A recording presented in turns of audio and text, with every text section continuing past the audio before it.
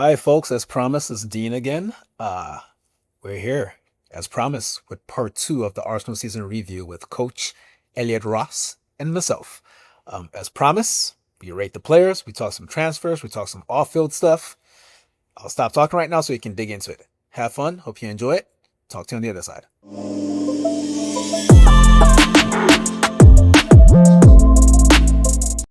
Let's do some very quick player evaluation. So here's how we're going to do this. It's going to be quick hits. I'm going to mention a name and a score. These scores come from the SPS Arsenal Brain Trust. Everyone that's appeared on the podcast this year gave a ranking for a player out of 10. And I collated everything, and I'm going to give you the numbers, each of you at random. You're just going to respond with whether you think that's too high or too low or just right. That's it. We're just playing the Goldilocks game. All right, here we go. Coach, Raya, 8.0. You're muted. I'd go 8.5. 8.5. Okay. Fair enough. Timber, 8.2, Coach. Fair. Okay. Yeah. Ben White, 6.0, Elliot.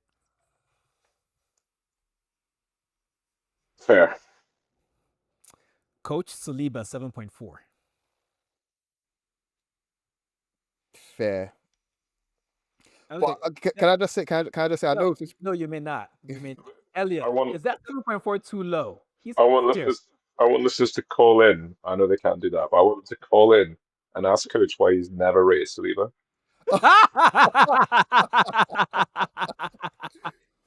I just want to say a Saliba 7.4 is a 9 for every other centre back on the planet. That's the point I'm making. Okay, so fair enough. Then you should have said too low. Come on, man, just play the game. Yeah. Elliot, Gabriel, 9.0. Yeah, bang on. All right, Kivior, 7.8. Elliot. Oh, too low. Kivior was an 8. Kivior was excellent, and another good lesson for some Arsenal fans, because I always thought he's a really decent player. Really, he's never played in his actual position. I really hope we keep him. I think he also just looks like an absolute specimen in person now. Jesus, that guy's huge, really fast. He's got like kind of Ben White type physique, but I think he's even taller than Ben White. And he's just, he's a really smart. Like, if we sell him, we will immediately be trying to buy the next Jacob Kiwior. So I wouldn't bother. I'd try and keep him and promise him quite a lot more game time. Yeah, I love that we're putting our kids on steroids now. I just love it. We're finally a big club. None of these shrimps anymore. Coach Lewis Skelly, 8.4. Jesus. Too low. That's a 9 for me. That's a 9. For the season, can I just say, I'm not saying he's a player of the season, but it is a 10. There's no better season that you can have. Yeah. He is a contender for player of the season in my mind. Yeah. But it's a 9. It's a 9 for me. It's a 9. And not a 9, we're just, for you dump. No, it's a 9. What he had would be a great season for any left back this season. Any left back. In the world. A child. All right. Alexander Zinchenko, 5.0. Elliot. Too high? What do you think? Elliot, aka Mark Bonick. Okay, I see what you're doing. I see what you're doing, bro. All right, Kieran Tierney, 6.8. Coach. Too low. I'm sorry, it's a bias, but I love him. Like Kieran Tierney's my boy. It's too low. Too low. Honestly, all these scores got tanked. I know who voted to tank these scores, and her name is Gabby. But we'll talk about that later. Declan Rice is a 9.0. I don't think we need to discuss that. Yeah. Jorginho, 6.8. Elliot. I can't remember much about Jorginho this season. Right. I'll say about right. Yeah, I will miss that guy. And it does occur to me that although I'm a Zinchenko hater, we have lost some really good passers out of the team with Jorginho and Zinchenko going. We're looking like, that would be a big thing to address in the market. I think would just be some guys who are really, really good at passing the ball. Nice. And here's somebody that's allegedly good at passing that wasn't very good at it this year. Odegaard, 5.4. Elliot. No, that's too low. He wasn't that bad. I would give him a 6.5. I'm not mad at it, but I thought that a 6. I voted a 6 on that one. Coach, what did you vote? Did you even vote? I did. It was the Arsenal one, wasn't it? Yeah. Oh, son of a bitch. Anyway, Ethan Waneri, Elliot. 9. 7.0, my bad. You got No, 9. I mean, Nwaneri got like double figures. What are we talking about? The kid, he's a child. I thought that was too low. The brain trust messed that up. Oh, God. Nah, Nwaneri was amazing. Yeah, like there was periods of the season where he was one of our most effective players. Yeah, and if anything, I think any sort of criticism you have of him so far really has to do with the fact that the club was protecting him from his own body, essentially, from what I understand. He just couldn't handle the load. If he could have, I'm sure Arteta would have played him more because he looked very dangerous for most of the season. I'm actually kind of glad that we ended the season in a place where there's less hype around him. Because when you think about what that kid is capable of, think of that Man City goal. You don't see a lot of those. He's going to get better as well because his left foot was a wand, but I don't think people are ready for just how good that right foot is as well. Like it's scary. We just need him to survive his growth spurt. That's all. We don't want a Havertz situation where you outgrow your technique or whatever. Saka 7.6. Elliot. No, I'd go higher than that. I think because I wouldn't mark him down on the injury, and when he was on the pitch, he was pretty phenomenal. Even post injury. I'd go pretty high. I'd go like 8.5. I can live with that. I'd live with that. Brain trust fucked up again. Havertz 7.2. Elliot. What was Havertz like before he got injured? He was top scorer up until he got hurt. I can't believe nobody scored more than 9 goals or whatever. How? 7.2 seems low for Havertz. I'll give him an 8. I agree with you. Coach Trossard 7.2. I think that's probably a slightly too high. I'd go 7, just 7. I like Trossard, but I think 7's fair. Okay, so who had the better season, Trossard or Havertz? Oh, for me, Havertz. Okay. Yeah. I concur. I'll stay on you, Coach. Martinelli 6.4. Feels a bit scapegoaty to me. Yeah, it feels scapegoaty, but I'm not mad at it. I'd stick with it. Yeah, I'd stick with it, to be fair. And I love Martinelli, but yeah, I'm not gonna pretend he hasn't stunk in a few games this season. Scottish Jesus, we need you on this one. Is that me? I would go quite a bit higher than that because I think he scored some really big goals. Like he scored in the Bernabeu, which is quite nice. He scored in the Bernabeu. Didn't he score against City? Am I imagining that? He scored against Liverpool. Scored against Liverpool. Scored against Chelsea. That's standards. He does that all the time. Yeah. Yeah, I think Martinelli's getting a pretty raw deal at the moment. I thought he was all right. What did he get? 6.4. Yeah. I would put him 7.5. Okay. That seems fair. Okay, now to some sick note, guys. Gabriel Jesus ended up with a 4.6. I feel like that's low given what he was showing us when he got hurt, but I could be wrong. Where are you on that one, Elliot? I'm pretty low in Gabriel Jesus. Ouch. He had a couple of good games, but I think he was really struggling before that, wasn't he? Yeah, he was. I'd give him a 5. I know that's higher than your grade, but it's not because I think he had a good season. He just didn't really have much of a season, poor guy. Correct. And Tomiyasu played a grand total of 6 minutes and earned a 2.4 from our survey. I really shouldn't have put him on there, but Coach, any comments on Tomiyasu? I really do believe had he stayed fit, we might have found a way for PSG. Between him and Havertz, I know it sounds pretty wild, but that's how much. These are the margins and the things that we're hinging our seasons on, which is probably a thing for the team and the club to think about. We shouldn't be hinging it on these sorts of things, but yeah, it is what it is. 6 minutes. He's lucky he got a 2. So. Yeah, incomplete is really his grade if we're being honest here. This is a good point to talk about some transfer activity and our future outlook. Let's review the guys that came in, because if you notice, when we went through these quickfire ratings, we skipped Calafiori, Merino, Sterling, and Neto. So, Elliot, Calafiori got a 6.4 in our survey. Too high, too low, just right. Sounds about right, I think. Yeah, I think so. Coach, where are you on that one? I'm just going to give him a 7 purely for the fact that he's the one player in our team that I can honestly say hand on heart. Even if Arteta gives him instructions, he does not listen to them at all. So I think he gets a 7 for me, just purely on that. And Lux. Don't forget about Lux. Yeah, I mean, Adidas underwear model, the first of his name, all of that stuff. Yeah. Oh man, I just want him to stay healthy. I just need him to stay healthy. I love the player. Just hope he can stay healthy. Marino got a 7.6. Yeah, that's bang on.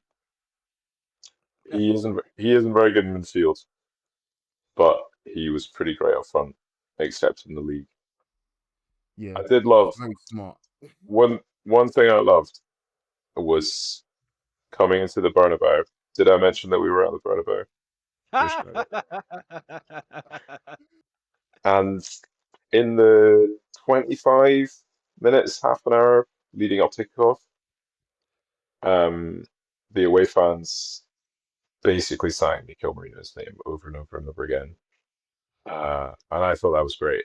And it's just like, yeah, that the fans know what they're doing when they do that. And it was just, yeah, we got some fast defensive midfielder playing up and at the Bernabeu. Let's just big him up. So that was good. I don't really know what we do the next season. I guess he's kind of filler player in midfield, unless everybody gets injured up front again. I don't. In terms of I think he was totally the wrong signing. That kind of potentially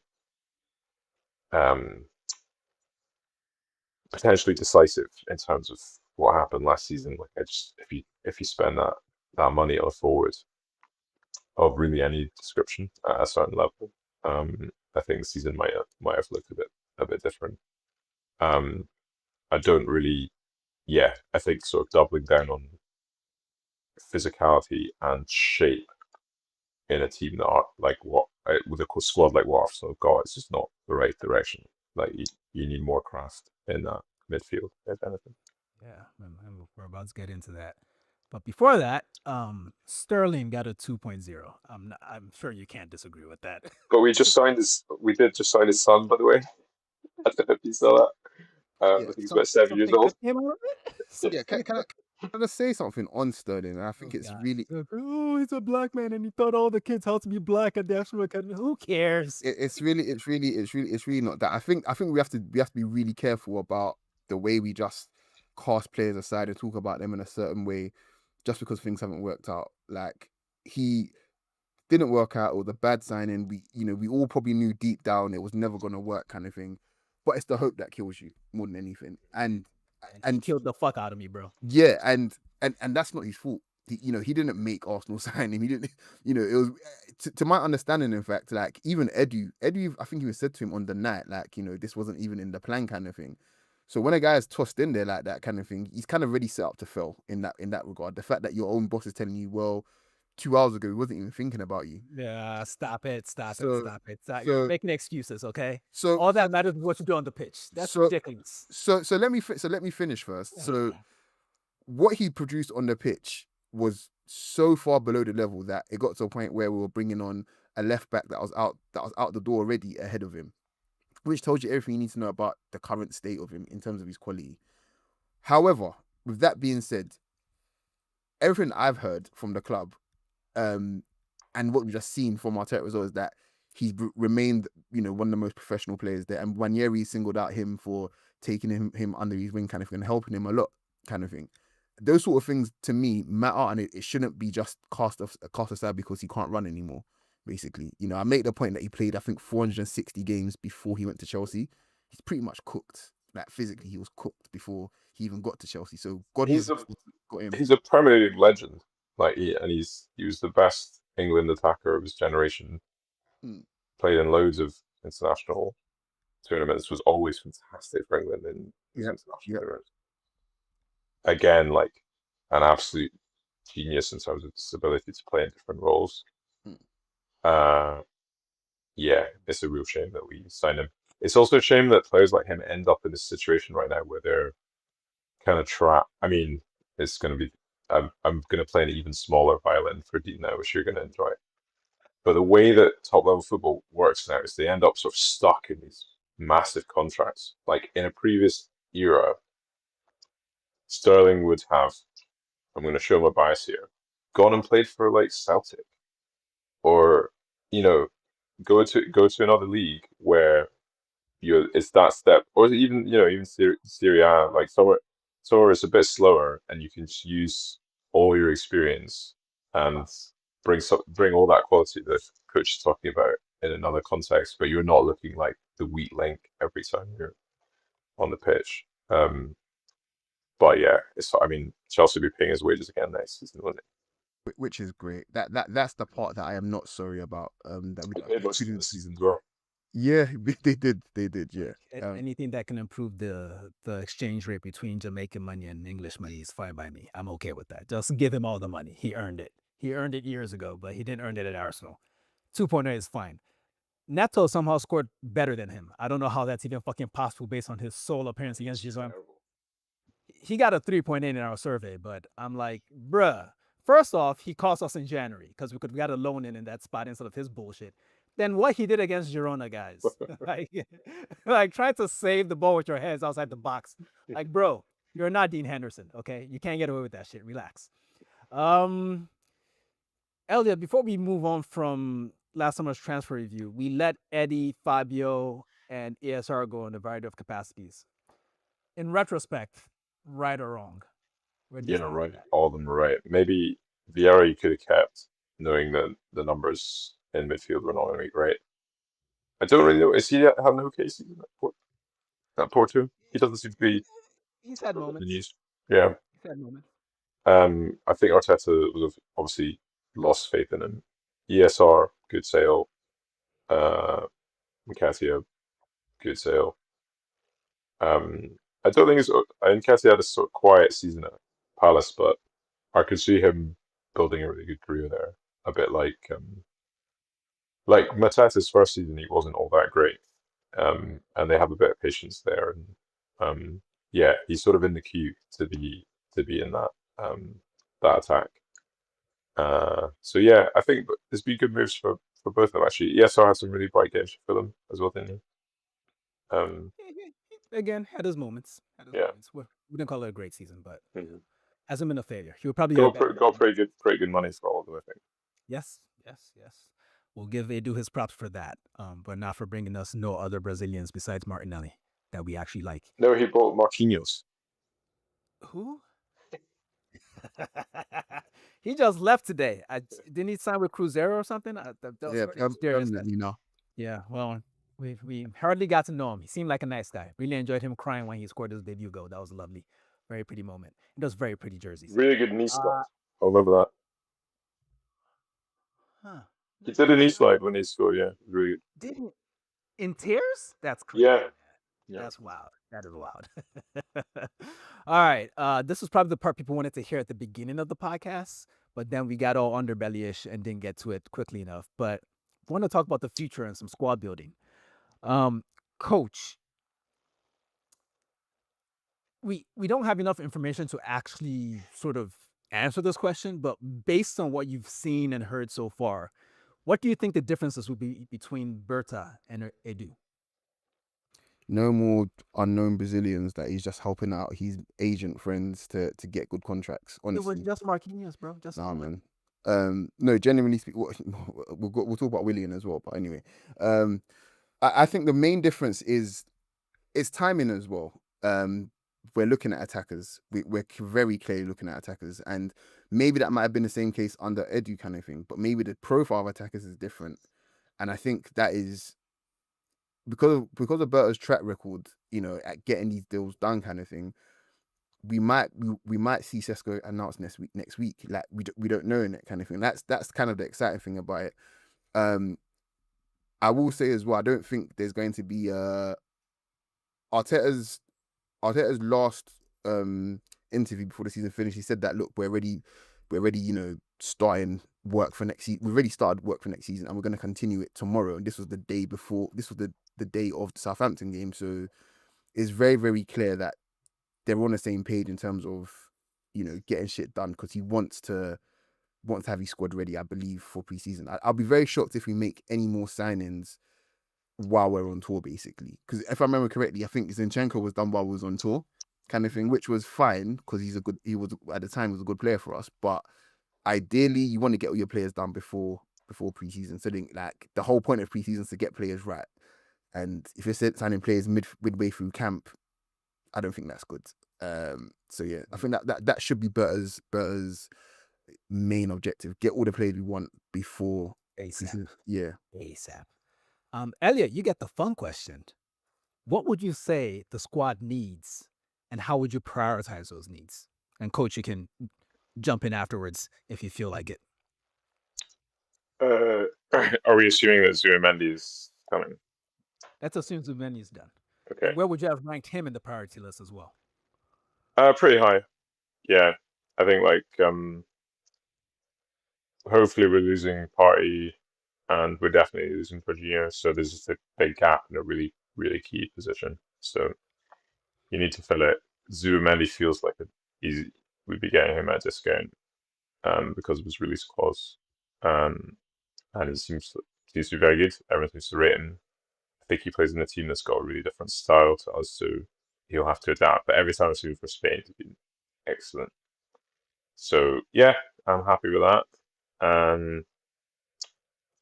I think in terms of strategy, yeah, I think I touched on it earlier. I would be quite tempted to go for a volume strategy for attackers. I just think we need quite a lot more than what we currently have. And that is for lots of reasons. One is the fixtures are absolutely crazy, and we struggle to compete in multiple competitions, more than one competition. Like when it comes to the business end of the season, we just don't have, and we don't have the numbers, particularly in advanced positions. And it has a kind of compounding effect because you're just like logging the same players over and over again, and these don't look fresh. And that's happened now twice in a row. Like the Bayern tie, it was the same thing. Yeah, with the leg in between. Yeah, Bayern, Bayern. That was the end of it. I thought so. We're in a different position, right? But I thought Brighton's strategy last season was interesting, and I don't think you could do it again because obviously a limit on squad numbers and playing time. But they just bought loads of 30 million pound attackers from mainly from the continent. And I would like Arsenal to do something a bit like that, but obviously at a higher level and being able to attract much better players. But I think there must be opportunities based on the fact that nobody across the European leagues really has any money. Not all the players can go to Barcelona and Real Madrid. And yeah, so I think the numbers matter, like how many players we actually sign.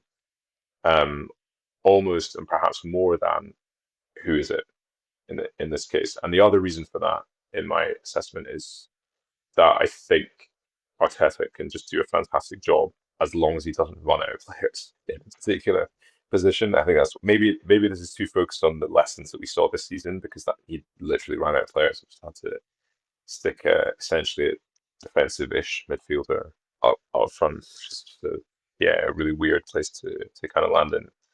I would ideally sell Trossard now, like kind of his last chance to kind of cash in on him. He's been really good, but I'd like somebody, just more physical presence, somebody much faster, as well. And then I'd be looking at, I think at least one who could play central, to compete with Havertz for that space, and then at least a couple of wide attackers.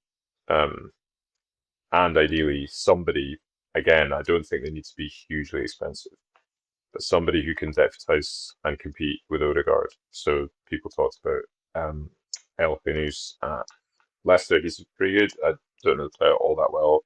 I like Damsgaard at Brentford. I thought was really, really good. I don't know how much he would cost. Again, like I think a lot of the when you look at transfer windows historically, you can do it in pretty much any window. I think is very meaningful that like often the best signings are not the ones that anybody's talking about really. Right? So like when PSG signed Coutinho, was that a big deal? Not really, right? Like the guy, it wasn't a big deal, but a lot of people did rate him highly. They rated him highly, but he'd had a difficult period at Wolves. He was like exactly. really really small. I don't know how much, was he like 40 million or something? There's 45, just kind of, like that, yeah. yeah, there's that kind of range of player where I think the club should have a really good way of assessing the quality of the players, and just, yeah, it's about insulating the squad from the risk that the season collapses because we just run out of players in a particular area. I think the upfront is clearly where we're thinnest. You have to completely discount Gabby Jesus, um, Havertz. You have to Havertz and Saka, and to an extent Martinelli are all coming back from pretty serious injuries next season. So if you go into the season thinking, okay, we're going to get the same output and production from them as we did the season before, that seems really, really over optimistic to me.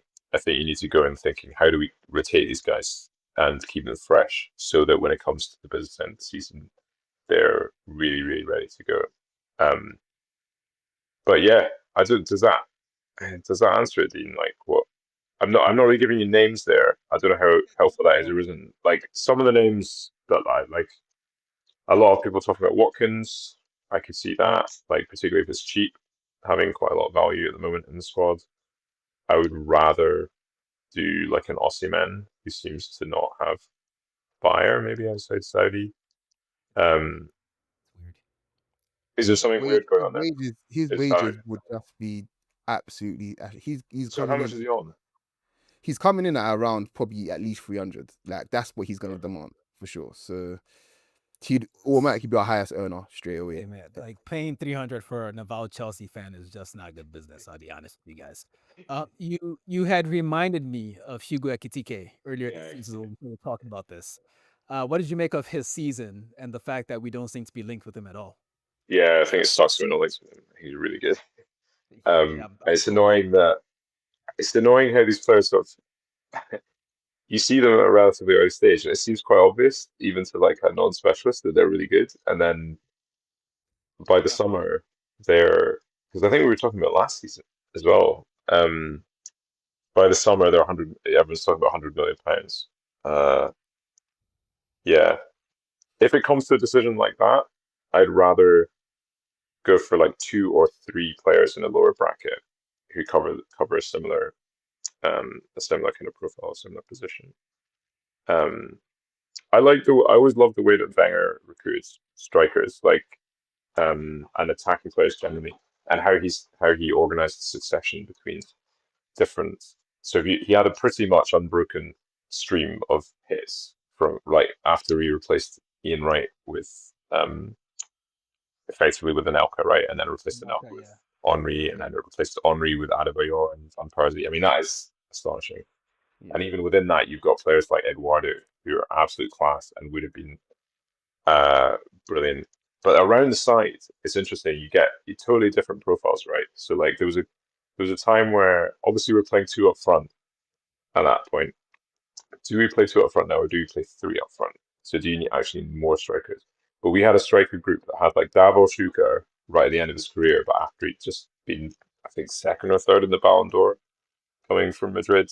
We had Kanu, we had Thierry Henry, and Bergkamp. They're all completely different and at different stages of the career, and you're spreading the risk and you're spreading the bet about who's going to like really hit in the team, and that's quite interesting to me. I'd like generally for like I think that the reason that Sterling signing, it wasn't anything to do with him. I think the disappointment there was not using those minutes to like Arsenal can give those minutes to somebody they think is good, who's young, and even if that player doesn't work out, you can sell them. Like everybody wants to buy Arsenal players. So to me, it's just like when the worst rumor I think is like Sane and these kinds of players like that. Yeah, Does not do that again. No. I think that's been a really long answer. Sorry, I want to hear what Coach has to say and what you think. Coach, go on. In terms of players, I think I've been very consistent with it. Nico Williams is for me, he's the one. And then automatically you hear Rodrigo might shake loose. You're like, well, actually, no, I want a bit of Rodrigo as well. Why not both? and that leads into my next point. There's a universe where Arsenal could actually sign both in one summer, and that would be our entire attacking business, basically, which it may not be on the quantity side, but quality side, mate, that's as good as you could hope, pretty much. Go on. So if you get both of those, do you then get Šeško as well? So I'm a glutton, so yeah, I don't want to get rid of Kyrgios. So of course I want Šeško as well. So you sign those three, and that's essentially a whole new attacking line straight away. And then you talk about relegating players that maybe aren't as good, but now your actual floor has improved loads, because no disrespect to Martinelli, love him, and I'd love for him to be a first teamer, but like we don't have time to waste in it. You relegate Martinelli, and now he's getting minutes, against good teams before we play a big Champions League game. Do you know what I mean? Like, you can take Martinelli to Anfield before we got to go to the Bernabeu. Like, that's not a problem. So that's where I'm at. If we can raise our ceiling by relegating some, not all, but some first team players to like more rotational players, why not? That's where I'm at. So Zubimendi, yeah, bring him, great.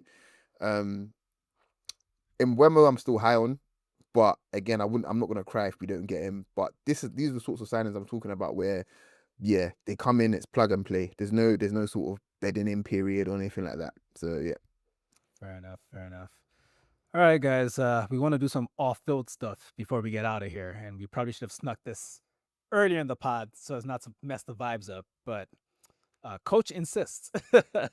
So, Coach, you've had a lot to say about the ticketing this season. What you go to games, what is the issue exactly, and how do you want them to fix it?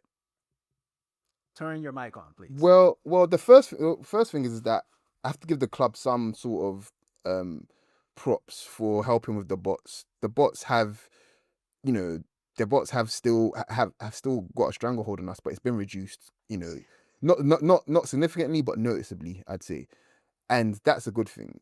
But what is happening now is you're not getting, and it links to the atmosphere. You're not, like, people aren't able to get tickets, not because they don't want to go, not able to get tickets because of the way the system works, where, the balloting system basically, like, guys, I didn't win a single ballot this season, by the way, just so you know. So if you're wondering, coach, that all the games, well, I didn't win a ballot, guys. I just was fortunate enough to go on the exchange, or have people just throw tickets onto my account, basically. It's probably because you're black.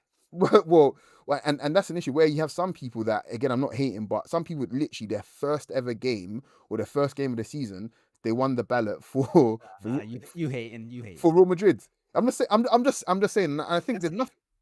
There's nothing wrong with people being able to get to a game. Nothing wrong with that, but I just feel like there has to be some sort of system where they're able to track where. And I don't want it to be a big buff system where people are genuinely going to games. They are the genuine bums in seats kind of thing.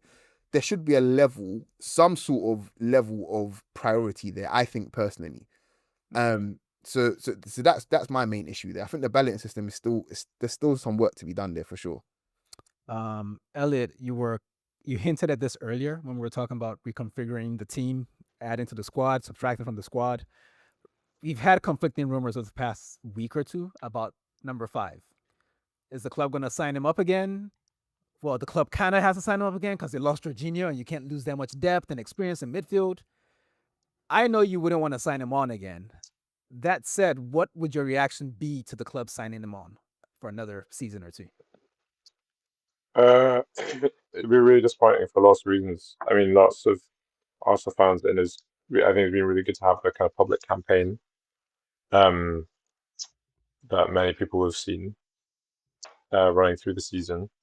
I don't want to say anything actionable here. I just think it's a natural break point. Even if the club could have given a much better signal, I think, much earlier on, by expediting his exit one way or another. And we've heard rumors about other, like, Saudi clubs being interested previously in different windows. Arsenal don't seem to have a very good kind of route to getting players out to Saudi for whatever reason. So the market for him is not that great, especially because he's on such high wages. But I think actually there's the off-pitch issues, which are difficult to talk about in this context. I think probably my view's pretty clear on them from what I'm saying, but the on-pitch issues as well. I don't think it's all linked, right? But I thought that what he did against Real Madrid in the second leg was absolutely unforgivable as a professional footballer. PSG. And I think Oh no, the Real Madrid second leg where he picks up the yellow card. I think we would have qualified if he had been available in the first leg. I think it really changes the balance of that tie, how the whole thing feels. I think it would be a different result that night and led to a different. These are you can't really predict it, but it was clearly everybody came away from that tie thinking this is going to be a really big issue for the second leg, for the PSG home leg, and I think it was. And it's he's the most experienced player in the team, been around top level European football forever. He just totally let the team down, and I don't think that I would the way that Arteta seems to run the team seems to take that kind of thing really seriously. Like just don't. That's just not acceptable. If you have the cliches, the Foggin standards, right? Like that's to me, that's just like that's number one. Like you can't do something like that. It's not a discretionary thing. It's nothing like any of the things that say Miles did, or the Rice red card, or these even Trossard kicking the ball away. It's not like that. It's just a really, really stupid thing to do for no reason at a time when the tie was completely won. And as a professional, you have to do better than that. And I feel like at really important moments in all of the last few seasons, he has really let the team down in different ways, but mainly from a technical perspective. Again, like technical as in keep your head. But also, I mean, he was the one who gave the ball away to Declan Rice, right, in that West Ham game a couple of seasons ago. Oh yeah. There just seems to be, and sometimes I think with a player, you just have to say, it's not really working. Like not at the top level. Yeah, like I think where they're coming from a technical sort of squad building perspective is like they're probably trying to put his wages way down, and then they're saying he knows his way around. We can use him in a lot of games. He doesn't need to play in the big games necessarily. He's being replaced. He's always taking Jorginho's spot in the squad essentially. But I think the risk is you end up relying on him again in really high pressure, decisive moments at the end of the season, and it will happen again. I just don't trust the guy on the pitch. Fundamentally, I don't think I ever really have. Between the injuries and everything else. I think it's a shame. I think he's nearly a fantastic player, but yeah, there's just something there that hasn't quite worked at Arsenal. Fair enough. In my opinion, I know other people have different views. He's had moments. He's had periods where he was really good. One could even argue that for the first half of this season that we've almost finished reviewing here, that he was the best midfielder, or at least the most consistent midfielder that we had until Declan Rice got his shit together. But ultimately, you made the point. Like there's the off-field stuff that we're not going to get into because of the form we're in. But on-field, I find it difficult that so many people that support him, mostly on the internet, which I spend too much time on, seem to ignore the fact that he's often responsible for these ridiculous brain fart moments that cost us points in big games. He cost us in the Champions League. The yellow card you mentioned, the first leg against PSG, the second leg against PSG when he actually played. He made errors in that game that I consider unforgivable. Against Villa, 2-0 up, 2 errors from him, 2 goals, 2-2. So to ignore all that and just, chalk it up to the off-field stuff is disingenuous to me. Then you add in the off-field stuff, and I'm just like, he's bad for the vibes, straight up and down. Like, when Arsenal eventually wins something, I'd really rather not see him in the photos. That's where I'm at with it. That's a nice way. Thank you. Oh, my first compliment today. Coach, in slightly more serious and vaguely geopolitical matters, a member of staff at Arsenal, Mark Bonnick, supposedly got let go for things he had tweeted, I believe, from his personal account. From his personal account about the conflict. Well, not conflict, about the genocide in Palestine right now. What's your stance on what happened there and what should happen moving forward? I really, really feel sorry for him, first of all, and I feel even bad that he wants his job back. That for me is just it's a state of where we're at, that you want to go back to an employer that clearly doesn't value your very justified opinions on something as basic as just, let's not kill children, basically. That's where it's just like, and I know it's obviously it's not the entire club, it's just the decision makers within that department that obviously deal with that sort of thing. You do represent the club, whether you like it or not. You do represent the club. I'm not saying that the players feel this way, the manager feel this way, or even the other kit men or the whoever else feel this way, kind of thing. But wherever you are, the moment you put on the Arsenal badge, you do represent the club. That's usually how it goes. We saw today Saka being slandered for not wanting to talk at F1 meet or whatever. You know what I mean? So you do represent the club. So when something like that happens, the entire club is tarnished with it, whether we like to admit it or not. But the fact that the club admitted, I believe, that his remarks weren't inflammatory, but they brought the club into some sort of disrepute, really just didn't sit right with me. And the fact that a lot of people are only just finding out about it now lets you know that there was a lot done to essentially keep it under wraps, which again leaves a bad taste in my mouth. Overall, like, no club is perfect. Every single club on the planet has, the metaphorical blood on their hands, one way or the other, or something kind of thing. No one's keen on for that, but you just like and hope to think that something as basic as this, it's black and white to me. Don't kill innocent people on a mass scale. You're happy to support other conflicts, and talk about it, and not claim to, talk about, oh, we're not politicizing stuff. But then this, you all of a sudden it's a little bit, and we know the reasons why. We don't need to go into it, kind of thing. But it doesn't We don't have the time. Yeah, exactly. But go on. I just think in terms of football, it's a real indictment that like the focus is on someone like this guy rather than while the sport has not censured Israel in any way. Israel's still competing in the Champions League, in European football. Israel's still an active UEFA and FIFA member. Israel's still eligible to qualify for international tournaments. That's completely honest. And until something like that happens, while I understand the club can do their part, kind of thing, the powers that be, they're the ones that hold the keys, essentially. Now, clubs can lead in their own way, kind of thing, but unfortunately, the way football is, it's a pyramid kind of thing. If the boss says no, essentially the boss says no, and that kind of thing frustrates me. Now, there's other clubs out there and other small organizations that aren't silent on these things, that are very, very, that have drawn their line, kind of thing. They've drawn their line in their sand, kind of thing.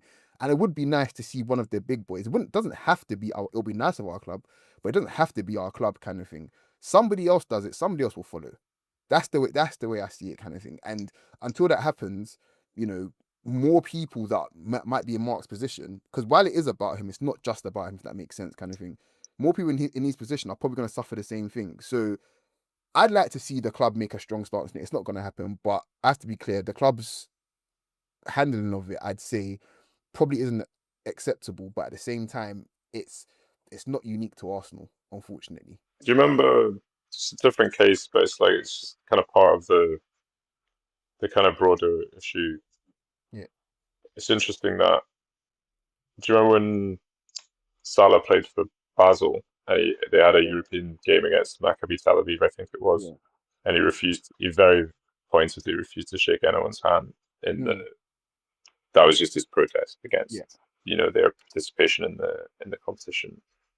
And I think he didn't play in the away leg. I might be misremembering that. In Tel Aviv. Yeah, but I think it just tells you so much about the industry and about the sport at that level that Salah's become much more prominent since that. It's been 12 years since that happened. That was very well known at the time, and I'm not saying it's to put any pressure on him to do anything, but the underlying institutional culture is such that he's effectively sharp about it, even as we've seen the genocide for the past however long it's been, and just like worsening. The occupation obviously has worsened considerably during that period. I mean, it speaks to the power of the culture underlying that takes its cue from the kind of official positions of governments and this kind of thing. So that, I mean, the converse to that, I guess, is where you see the PSG fans out, and they've been really active. They won a lot of,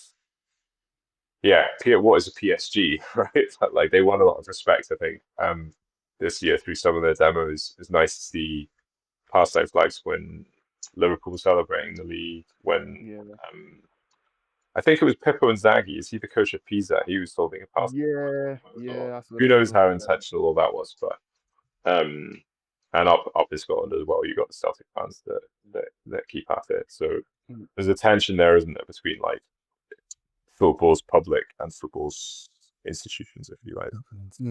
Exactly that. Yeah, there is essentially just a huge disconnect right there. Like you can see it plain as day. But yeah, everyone needs to do better, including Arsenal. You know, bring back Freddie Canute. Yeah, never thought I'd say that about a Tottenham player. Yeah. Me and Dean had a really interesting discussion about him. We'll probably have this off air. So. About Canute. Yeah. Well said, gents. Well said. Elliot, as the guest, thank you again for joining us. Yeah. But we'd like you to see us out with sort of your 30,000-foot view of the season and maybe a grade to get us out of here. Like how was your Arsenal season? How much did you enjoy Miles with Skelly? Was it so much so that we got an A? No, we didn't get an A. I think we probably got a B, maybe. I think I'd give them a B. There was enough highlights from the season. There was enough like really pretty great moments. Last night, unfortunately, I was in the pub talking to a Man United fan during the final, and he said to me, "Do you think you can win the league next season?" And I was just like, "Are you joking? why, why are you asking that?" Like, oh, I think maybe it gets to what you're saying, Dean, about like the difference, or Coach, maybe at the beginning you were talking about like the difference between like how the club's perceived internally and then like how we as fans. I don't think we're deluding ourselves. Like, we're the phrase everyone keeps using is like we're in the room, right? Like we've reached a certain level where it's very difficult to beat Arsenal. Injuries form, what happens on the day, these things are all variables, and we want to make United steps so that it's more and more likely that Arsenal will win these like big games. But yeah, I mean, like it was a very frustrating season, but it's especially frustrating because we all know how good the team is and how good the manager is as well. So yeah, I think it's hard to give that 30,000-foot view without knowing what happens next.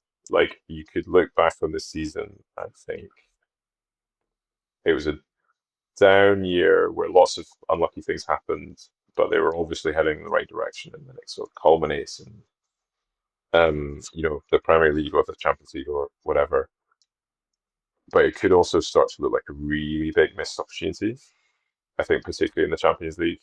I think I was there for Arsenal this season if they just had that little bit extra that we're a well matched team with PSG. Although they're obviously much more fun to watch. But I wonder why. Yeah, I saw the wage bill chart was amazing. They're almost double Arsenal's wage bill, which does put it in perspective. Yeah. And very importantly, they were all healthy. I keep saying that. Yeah, all healthy. That's like the biggest factor. Look at the NBA. It's depth that's getting to the finals. Indiana has depth and healthy players. Yeah. Oklahoma City has depth and healthy players. Same thing in every sport. That's a big adaptation for Arteta to make, is the size of the squad and how he managed it. I think that's maybe the biggest thing, because he's obviously come out of the City culture where I never really get it. They always say they don't have enough players, but then they've got all these 100 million, 60 million pound signings you never see play at all. Yeah. It's because Pep is passive aggressive and doesn't want to tell people that you can't play. Yeah. The issue there. Can I just say on that, I never miss an opportunity to say something rude about Pep whenever you guys invite me on. I think along with the other managers, Luis Enrique has actually gone past Pep. Nobody's really talking about that now, but I mean, he won 2 trebles. He's just been much more efficient in terms of what he's actually done in club football.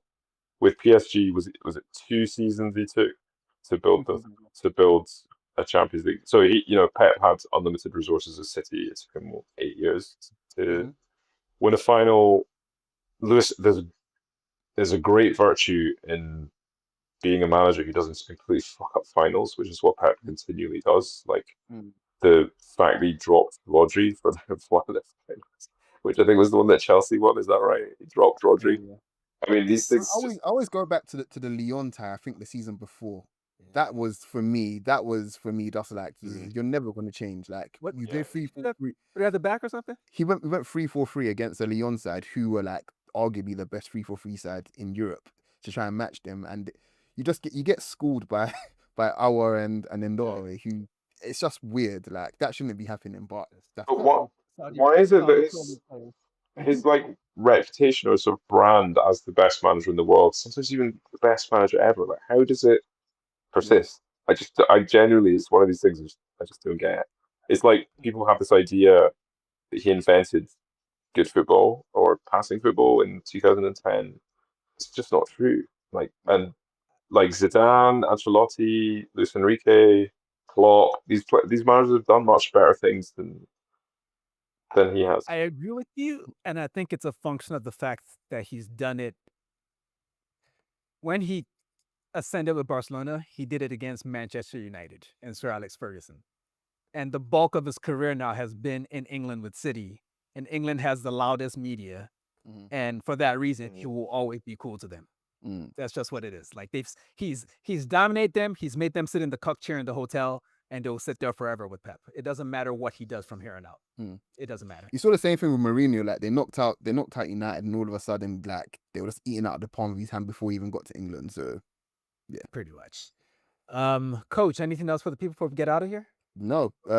This is it for the 24-25 season. No more 24-25 content from us. So, thank you. Are you doing transfer stuff over the summer? Oh yeah, all that's coming. But 24-25, we're trying to bury it, Elliot. We're just trying to bury it. Let's do. Can we do predicted transfers? Like not what you want to happen, but what you think is going to happen.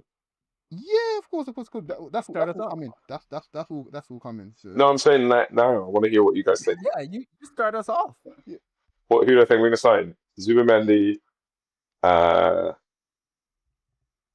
Sesko. I don't know how to say his name. Šeško. We'll go with that. I think they want Nico Williams, but I think he's too expensive. I think they'll go for maybe Gittins. Maybe they'll go for Gittins. I think the wages for Williams is the issue. The actual price is fine. 50 million is fine, but we're gonna be signing him for probably close to, I want to say, if we do get him for close to Havertz wages, which might not go down well. If we're trying to re-sign Gabriel, Saliba, and Saka at the same time as well, yeah. And then I thought they were going to sign that goalie from Espanyol, but he seems to have gone to Barcelona. It's a wrap. He got too good too fast. It's a wrap. Yeah. What do you guys think, Coach? Yeah, I think Zubimendi's obviously already happened. So that's the easy one. Šeško, yeah, I think that's happening as well. Do you think he'll be good? Oh yeah, I have no doubt that Šeško will put it like this. Different players, but Desiree Doué was linked with us before he went to PSG, and he hadn't scored a boatload of goals.